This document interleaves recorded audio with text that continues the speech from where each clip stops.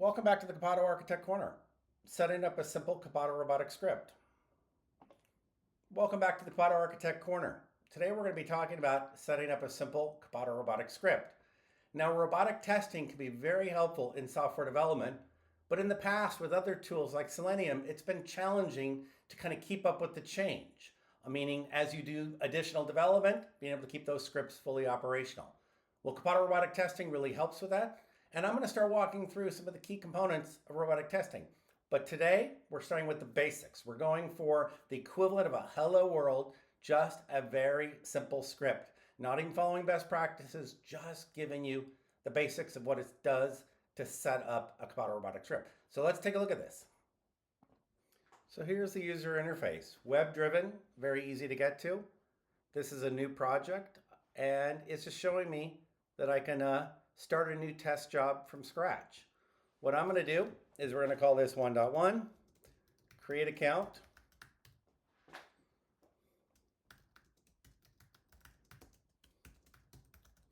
And what we're going to be doing is taking and creating a new test job.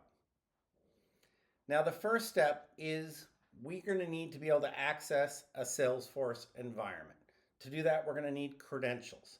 So this has a nice secure credential store. I can go to variables, I can add a credential, and I can start adding the credentials using the standard variables.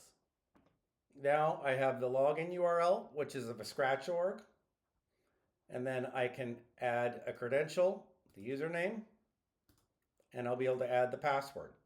And now I'm going to populate these.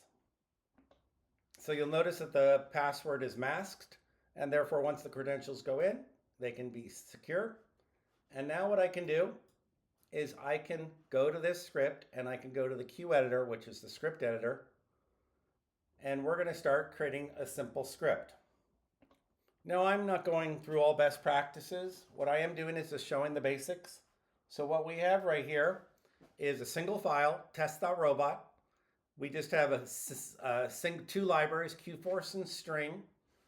And here I have two variables that I'm going to be using for creating a demo account. Steve Simpson demo account, the phone, and now a single test case begins where I am, documenting the test case. It takes about 4 lines in order to log in, and I'm doing fixed timeouts just to create a very simple script.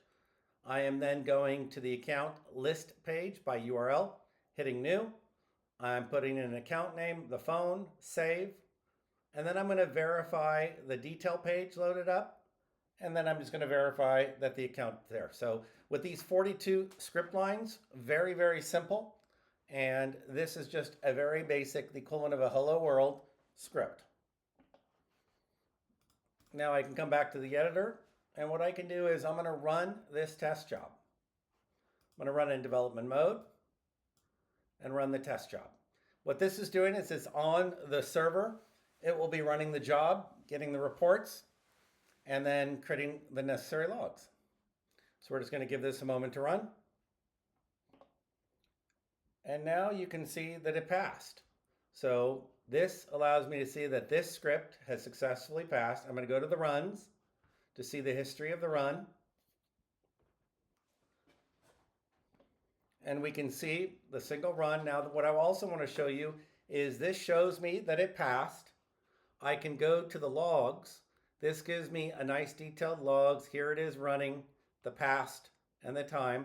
So this way I can see that this was a successful run of my script. So this is the basics of what it takes. Again, can you go back to the Q editor? And you can see that this is just a very simple script. This is like I said, I consider this like the equivalent of a hello world. There's a lot more we could add to it. In future videos, we're going to start talking about the structure of the files, multiple, shared files. We'll be talking about better authentication mechanisms, more than just the standard fixed timings. There's so much more you can do with automated testing, and then we'll be able to show you the resilience capabilities of the Copado Robotic Testing platform. So this is just the basic getting started.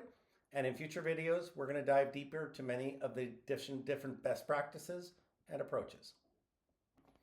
Thank you for joining Copado Architect Corner, one small script for man.